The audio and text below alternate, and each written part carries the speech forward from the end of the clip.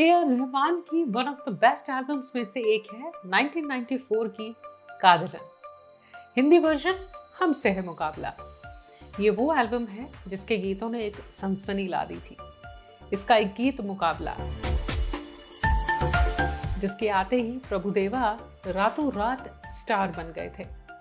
हर कोई उनके डांस को, उनके स्टाइल को कॉपी करना चाह रहा था। लेकिन जानते हैं, वो गीत जब शूट हुआ, प्रभुदेवा का लेग लिगामेंट टियर हो गया था। यकीन नहीं होता ना, लेकिन सच है। फिर इसकी शूटिंग पर खुद को प्रभुदेवा ने संभाला कैसे और किस तरह इसकी कोरियोग्राफी को प्लान किया गया था, आज ही बताऊंगी। कहानी फिल्मी पर सच्ची है मैं। गीत मुकाबला। कोई खास ओकेजन का इंतजार करने की जरूरत नहीं है इस गीत को प्ले करने के लिए। शादी हो, कोई डांस कंपटीशन हो, क्लब्स में, पार्क में, रियलिटी शोज में, या यूं ही रेडियो पर सुनने के लिए। गीत शुरू हो और आपका ध्यान ना जाए उस तरफ, ये हो नहीं सकता। प्रभुदेवा ने कितने ही गीतों पर डांस किया होगा, उन्हें कोरियोग्राफ किया होगा, लेकिन ये कुछ अलग था। इसके म्यूजिक में एक ऐसी पावर है कि आप बैठे भी हैं तो हाथ पैर हिलाने लगेंगे थोड़े थोड़े। ये कई बार रिक्रिएट हुआ। प्रभुदेवा ने अपने इंटरव्यूज में इस गीत का जिक्र करते हुए कहा है कि यह गीत इनके लिए बहुत स्पेशल था। हर बीट को आप सुन रहे हैं। वो कहते हैं, जिस तरह का गीत था, असल में इसने हमें चैलेंज किया कि हम इसे और बेहतर करें। म्यूजिक की वजह से हमने डांस को और इम्प्रूव किया। विजुअल्स का म्यूजिक के साथ मैच होना बहुत ज़रूरी था ताकि लोगों को ये पसंद आए, म्यूजिक के साथ जस्टिस हो सके। और हमें कई बार कमी लगती कि नहीं, कुछ और, थोड़ा और, तो फिर हम और मेहनत करते।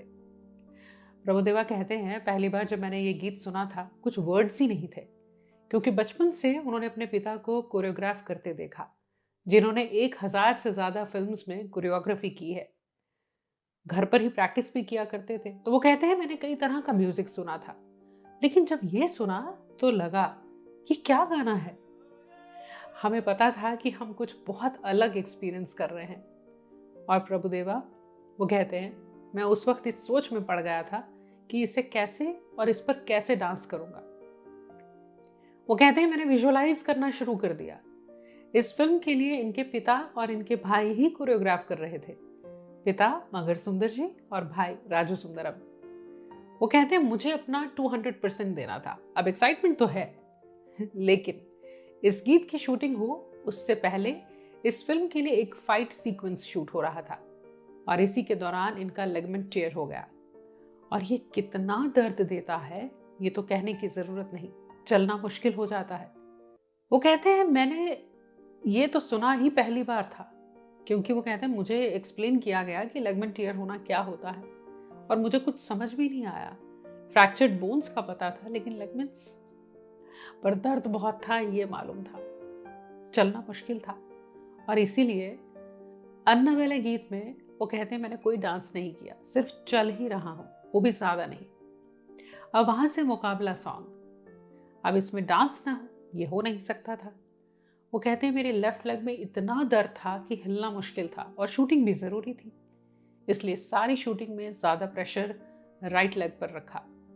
पूरी क्रेप बैंडेज में टांग को अच्छी तरह बांधा था। वो कहते हैं, पैरों में जूते जो मैंने पहने थे वो भी अलग अलग साइज के थे। लेफ्ट में छोटे साइज का, ताकि पैर दब कर रहे। यकीनन ये आसान नहीं रहा होगा, लेकिन उनकी मेहनत रंग लाई और एक ऐसा गीत बना जिसे एक बार फिर लाया गया फिल्म स्ट्रीट डांसर 3D में। ये गीत प्रभुदेवा कहते हैं कि जिस तरह बना, ये सिर्फ डायरेक्टर एस शंकर की सोच थी। कॉस्ट्यूम्स, बैकग्राउंड डिजाइन, सब कुछ उनकी सोच थी। गीत जब जब टीवी पर आता तो आप जितना इन गीतों को सुनना चाहें उतना ही देखना भी चाहें। आज इस एल्बम को आए 30 साल होने वाले हैं, लेकिन मुझे नहीं लगता कि ऐसा गीत फिर कभी बन पाएगा जिन्हें बार बार रिक्रिएट किया जाता है, जो कभी पुराने नहीं होंगे। इस गीत के लिए रहमान का नाम लिम्का बुक ऑफ रिकॉर्ड्स में भी शामिल हुआ, क्योंकि इसे रिक्रिएट इतनी बार किया गया। आपकी इस गीत के साथ क्यों यादें जुड़ी हैं और क्या यादें जुड़ी हैं, कमेंट्स में लिखिएगा। और आपको प्रभुदेवा का कौन सा गीत है जो बहुत पसंद है। अगर ये वीडियो अच्छी लगी हो तो फिर से लाइक करिएगा और सब्सक्राइब करिएगा चैनल को जरूर।